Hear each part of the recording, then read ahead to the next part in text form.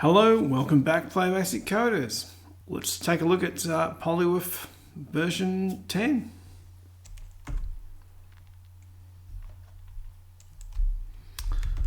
Main additions would be animation support pretty much. So here we're just throwing a bunch of stuff in the scene and just seeing how well it puts up with it all, really. We've got different characters doing different things. This is all software rendering too, by the way, so we don't have any Z buffering, we just have a 2D poly render. So that's the whole point of the demo, is that you can build a prospectively correct scene with just using those primitives, and we've pushed it a bit further by adding objects and so forth. So classic dragon character we've had around for eons. A bit of Mario support there. Fair enough. One of my favourites is actually the mech character. These are MV2 models. Yeah, that's pretty cool. That runs pretty well. To add or to make the animation changes, with most of the changes in here have been to the actual object library. And we've had to implement something that wasn't there originally. So in the first versions of this, each object pretty much just had a vertex buffer for the geometry, the points that represented its shape, and a face buffer, which is the connective tissue for rendering the textured skin of the object. So in the first version, I think we just had I'm not sure now what version of the object loading we had. So I added an ASCII loader for wavefront objects. There's a very simple DirectX ASCII version again. Doesn't support limbs, but you might be able to get it to load something straight off the bat. And the NV2 loader, which would just load the mesh in. Now, NV2 models are different from these other two forms. These are pre-baked animations. Like, think of vertex animation the same as 2D animation, really, where classically we draw different poses for each character, and that would be cycled through to create the illusion of animation in your game. In 3D, we can do the same thing. We can change the vertices by having pre-positioned sets of vertices that have been pre-animated, and cycle through those at runtime to get the illusion of a character running or standing or doing something. Yeah. So we could load these models, and the loader loaded all of the buffers, but the libraries, our little rendering solution had no concept of having more than one vertex buffer. They just had a single vertex buffer that was X vertex in size, and a single frame buffer that was X frames in size. So to add animation, what we've had to do is add a concept of these frames, which is done through... It's kind of a cheat, really. It's a way of having a dynamic array inside a type structure, where here I've got this as being tagged as an array buffer. And the array buffer structure is really just, we have the size of this thing, we have the number of things that are used currently, the handle and a pointer. So when we add a frame, what actually happens if we find the function for us? Okay, so here's our add new frame. We've got the parent object, and then we're adding a new frame of this of X vertex, pretty much. We don't really need this, because if you think about vertex animation, each set of vertices is the same number of points. The faces aren't changing. We have the same face definitions, and we're just connecting the same vertices together, but we've just got a different set of vertices to create that the illusion of the animation. So we probably don't need this really to be passed in. just add a new frame. That would give us allocate a buffer of X vertex of whatever the object has currently been set to. To do this probably looks a bit weird to people, really, even in PlayBasic world, but I tend to use the same structure all the time. So here I'm asking, I've got a little helper function, give me a pointer to the object if it's valid. So now I've got in object, I've got a pointer to this object structure we looked at before. I'm checking to see, does this object have a number of frames attached to it already? If it does, if it doesn't, we allocate some. If it already does, we just do nothing. We create a stub for our frames. We set our handle into the local stub of the frames. Now frames just behaves like it's an array outside of this. I mean, actually, it's kind of like an orphaned array. It really has it doesn't exist anywhere else in the code except in this instance through here. So each object can have a whole list of things attached to it, and each one of those can have lists attached to those.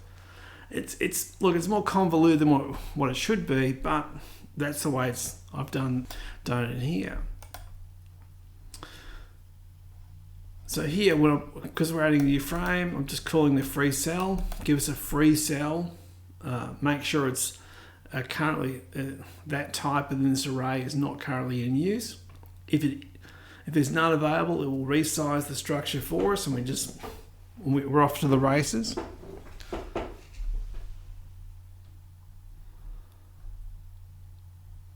Looking at that now, I think there's a potential bug in that actually. If we add frames here and then we resize the frames at the end of this, we would need to grab a new pointer to this underneath. Because potentially that memory, like the runtime in PlayBasic does a bunch of things for you. It pre-sizes buffers, and it tries to keep buffers oversized to avoid you having to allocate memory all the time. Allocation is one of the worst things you can do. For performance programming, you just don't want to do any of it. So we try and make it so it doesn't do that, or it does that the least amount possible, but still being kind of generalized as well. So there's overhead in the generalization, but we try to be we're trying to maintain a balance between the two. Once we've added a free index to our array, we allocate it. We allocate an object frame, stick it there, declare a pointer of the same type, get a pointer to here, just a shortcut the need to refer to the array and the index of it. Now we can just refer to the thing, and we are talking to this thing. That's all that's doing. So in the structure, we're setting its index just in case we need to reference it at some other point, and we're being passed the pointer to the frame rather than the array of frames. Because generally, what I find is I find it much easier just to have something accept a frame pointer than the array, and have to grab the pointer to it. So you just want to pass directly to something. We're giving it each frame a default name, storing a hash to it, so for the animation system has to do searches and those things. None of this stuff is optimal, by the way. We're just kind of chucking it all into a buffer and going, well, there you go, and then we're allocating a vertex buffer for this frame of whatever the size of the number of vertex is. In this case, it's just a bank, and the bank is pre-sized by the size of one vertex, which is just a floating point X, Y, and Z packed together. So that's 12 bytes per 3D point or vertex. And that's our addition of frames. Now, what also happens is we have a new concept too we have a current frame, which is something we didn't need before, but we do need to have now. So if you add a frame and then use the poke vertex, we've got functions here that will drag raw vertex data from externally and copy that into the structure, which is the most efficient way of doing those things, really. But if you use the poke vertex, it needs a bit of a clean up, this code. What this is doing is we're providing with an object we want to poke, we want to set a vertex within, and the index of the vertex inside that. So it's doing a bit of checking on what we pass it to go, is this legal or not? Maybe it is, maybe it's not, you know. The assumption here with poke vertex in particular, if you're passing this in as a pointer, we're going, okay, you don't want to check, do a more verbose check. We already know this object is a pointer to something that exists. So let's just do a quick, is it null situation? If it is, if it's not null, then we assume it's valid. Check the vertex range. Is it within a legal range? If it is, we get the current frame and then get a pointer to that frame, as I was just talking about before. And once we have the pointer to the frame, we can just use the frame's vertex buffer pointer here. These are in different chunks of memory. They might be in different banks. They won't be consecutive in memory.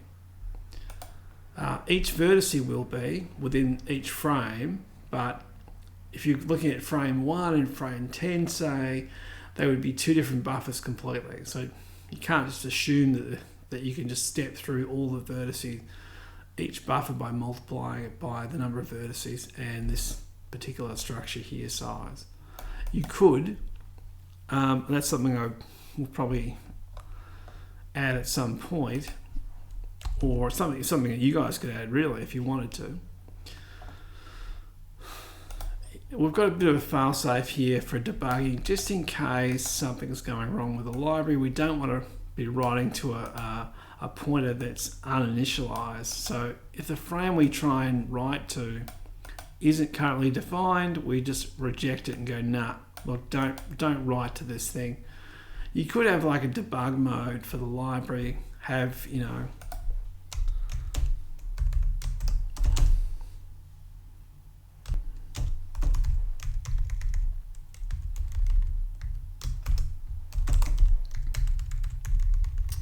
or, you know, maybe something better is, you know, objects include sanity testing or something. The point I'm trying to make there is that you could have a flag declared at the top of the library whether to include this kind of safety code or not. And these are done at compile time. So when this constant here is declared and equals true, the compiler will see this code. If this is not true, all of this gets removed. Pretty handy. Adding frames has meant adding support for the current frame, just bloating a bit more out. Of course, we need something to do animation, so I've added a very trivial animation or play animation up here. The MB2 files generally have frames that are sequential, and with the format they tend to use is the action and then the frame index. So there might be a run animation and frame 1 will be called run 1, run 2, up to 10, let's say. So what this does, when we enable animation for the object and the name of the animation we want to run, we're just setting the mode, the delay between frames and the frame within the sequence. We don't have to set a finale because it keeps stepping forward until it can't find that frame name after it. So if there are 10 run frames and it tries to find frame run 11, It goes, nah, doesn't exist, dude. So we just reset it and go back to 1. It's a trivial solution, but it works for a little demo. The move thing's the same. It's just got a standard direction vector we're sort of adding to it. I think we're doing a bit of messing around in here to make them turn, to have them sort of do arcs and stuff. Like there's no collision as well, so that would be something else you would need to implement in this to make it another level of functionality beyond here. But the animation stepping is really just, we look through all of the objects, we check if the object we're looking at exists, is it animated? If it is, so this animation stuff here, we're just going, give me the animation name plus the current frame index. We have the name, we do a search within the object to try and find this frame name. It should return the index of the frame, because you've got to remember that these animations, they could be hundreds of frames, but only 10 frames that relate to running, or 10 frames that relate to being an idle or jumping or whatever it happens to be. So if it tries to search and finds one, great. We enable that frame as the current frame. We bump the delays to see if we need to change frames. So the animations are running they're all running at a quarter of the frame rate, whatever that is, whatever the cycle currently is. If it's not, doesn't exist, we just reset it back to 1. So that's what gets it to step back around. Like, it's not a great system, but it works. And the movement stuff here is just tacked in as well. If you've got movement enabled, we grab our speed vector and our position. And here we're just doing some polar coordinates and adding the two things together to make it move at some direction. And we're kind of doing a bit of random turning there to make the character kind of turn here or there as it's moving around. They tend to turn in large arcs. So yeah, just for demonstration purposes. That's all that it actually is. I think there's a bunch of other things that were added there too, but they're all in service of this adding frames to it. That's all they were. We did have one thing with the texturing. If you try and load a texture that doesn't exist, you get a default texture pattern. I'll show you that actually while I'm here. Might as well do that. We'll do it up here. So this image. Now, if I just try and load a texture called whatever, normally if we just had an attempt to load the texture and if it didn't exist, we would get a fail, which is not very good. Now, we know this is not going to exist, it's just some random whatever. Run the whole thing, and it creates a little box texture so you get something in its place rather than nothing. To me, it's a much better solution for those kind of things. You get a placeholder in place of the thing you're trying to load that wasn't found, so you can look at the debug data and work out what's going on with those things. We've included the PCX loader I wrote last week, was it? This has been updated to support 1.6.4 of PlayBasic. There's only a few changes that we needed to make. There was 1.6.5 has a fast dot pairing function, so you can do a pair of pixels, 3 pixels in a row, 4 pixels in a bundle. It's much more efficient to do bundles of pixels when you're doing a very granular fill. I'll show you where it's used actually. Where is that used? This is a good example of using selective processing to actually what the code is using. So if you compile this code in a version of PlayBasic that's lower than 1.6.5, you get this version. You get 4 dot calls. If it's 1.6.5 or later, you get this. just fast.for. So it's the same thing, but we have one function overhead. We don't have the additions, and we're reading from the array here of these packed colors. You don't have to be a genius to work out which one's going to be quicker. Yeah. But that's a good example of using conditional compilation. I think the rest of it's pretty much the same. Looks about the same to me, that I remember anyway. Controls, load the dragon. One thing about loading objects too is that because our little world here is really, it's kind of a conceptual 3D world with polygons. When you load an object, the sizing of that thing could be way outside the bounds of what we use in here.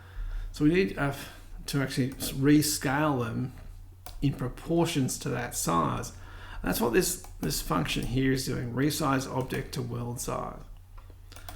We're passing in the particular object we want to work on, grabbing a pointer to it. If it doesn't exist, we exit, see you later. We compute the object's global bounding box. This is another complexity that's been added. Since now we have many frames in the object, we have to go through and compute the global bounding box from all of the inner bounding boxes. Now, I think a more efficient solution would have been to just look at what frames were updated and what frames weren't, but it doesn't do that. It just kind of picks through and just chucks it all at the wall and goes, there you go, that'll do. For better or worse, that's the way it works. So what it does is it works out the global bounding box of the character, of all of the frames that might have been in the animation. There could be all kinds of frames too. I mean, who knows? I have no idea what's in these files, but you know, I'm just assuming that all of the frames have the character standing in one position or whatever, doing certain things. But some of them I've loaded, and I noticed they're not. You know, we'll grab the. I conceptually I just think of this as the left hand, lower points, and the front left pretty much the point. We work out the size of this volume of the object's volume. Set our repositioning to where we need it to be, and we're effectively normalizing the vertices in the object to scale them to the point of the world. So they're in the same ratio as what the tiles in the world are. So they kind of make sense within that world. Look, it's not a great solution, but it gets the job done. This program in general, I've intentionally built this out of bits and pieces I've used on the forums. They're in the help files. I really just tried to pick out what we already had, piece it together, and go, here you go. You can make something sort of fun and weird and creative, you know, that hopefully sets a precedence or gives people a standing point to go, all right, what happens if I add this to it or do this other thing, or how do I do something over here? I've got a few more ideas that I want to implement. Something for collisions probably necessary. And I mean in a combination of inter-object collisions, so probably something simplified. So you don't want to be doing polygon level intersections. It's a pretty nasty thing to do. So you probably have use the clipping sphere of the character, or actually it's bounding box for the current frame. That's one cheap way of doing it, I think. And just going, well, all right, just imagine that in 2D, a top-down view. Then we can go, well, if the two rotated bounding boxes overlap each other, if one is inside the other, or any of the edges intersect each other, then we go, all right, cool. these characters probably hit each other. And we can do like we do with pixel level collisions, where if you work out the two shapes are overlapping, then work out the portion that's overlapping and compare that pixel data to each other to actually work out if they truly are impacting each other or not, because they may not be. Like if you've got two sprites with a bunch of transparency in them, the sprites can overlap each other without the actual characters having a collision. I think the cheapest way of doing that is like maybe have I'm not sure actually. If you just rather than having polygonal collision, if you just went, well, hey, are any of the vertices in this in object A, are they inside the footprint of object B? I don't know. It feels like that might work. Look, it'll be rough as guts. Don't expect great things, because if you go to try and do polygon to polygon intersections, that's a pretty much a brute force operation. If you have a lot of those in frame, they're not going to work very well. For the world collision, you'd have like pretty much a 2D solution as well. You either have the character's box sliding against the wall, probably like a collision radius really that you probably have to have. Much the same as like the 2D map. I think in the older version of the original Wolfenstein 3D demo I did, I don't know how many years ago now. I think I wrote the DB version, the Dark Basic version, about 20 years ago. And I ported that and updated it to use a bunch of Play Basic things that were built in, and that uses map collision. So you could just use map collision here as well. I'm assuming you could do that. It may just be easier just to implement something that's a sliding collision that's on the map in here. So if you've got like a particular size of the character, you can look at the map data and go, all right, what tile am I on? What direction am I moving in? Am I potentially impacting something? And if I are, recursively working out what's the best position for the character to be in after it's been intersected with the world and been slid down the surface. Otherwise, if you don't do sliding, it just feels like the character sticks to the walls. Pretty ugly sort of stuff. But that's a 2D problem, you know. So you couldn't have things like a character jumping over another character, because the game is effectively, or I shouldn't call it a game, the engine at this point is completely 2D. We've got 3D characters in our space, but it really is a 2D environment for the game to take place in. You could extend that to make it do more stuff, but that's an exercise for the community, I think, really. Yeah, I mean, collisions between each other are probably one of those ones. One of the approaches I used in Seamus back in the day was just to have characters have a collision radius and sliding off each other. So if one's trying to move past another one is impeding it, it hits and slides around the outside of that. Some objects would, it would look okay. Look, it's a retro thing with no Z buffering and good old-fashioned affine texture mapping. So it's not going to look fantastic. Like I can think of some other stuff you could do is like light sourcing and pre-baked lights, which would sound like a lot of fun to implement, but maybe that's for someone else to do.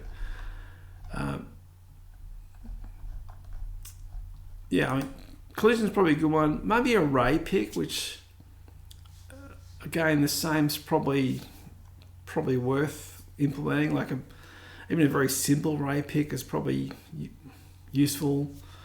If we have like a cylinder that represents a character and we go, well, as our ray intersecting the cylinder, maybe not. And if it does, maybe we have like a secondary thing where we go, well, you can sort of have some sort of rough estimate there, or I guess you could go to, you know, ray to polygon intersection. I think I did, yeah. You want to try and avoid the last one because you've got lots of these. Like even though the characters are a few hundred polygons, we're doing this in BASIC pretty much, and we're doing this without any built-in assistance for any kind of features of the language. We're just trying to do it as generic as possible. And even though we're doing that, we've got to a point where it runs pretty well. It's a bit of a joke. I find it hilarious running it, but you know, that is what it is. Anyway, that's probably enough for me rambling on. I've had enough. Going to bed, I think. Alright, dudes. Code's up in the forums. If you enjoy this kind of content, like and subscribe, all that good stuff. And I'll see you next time. Bye.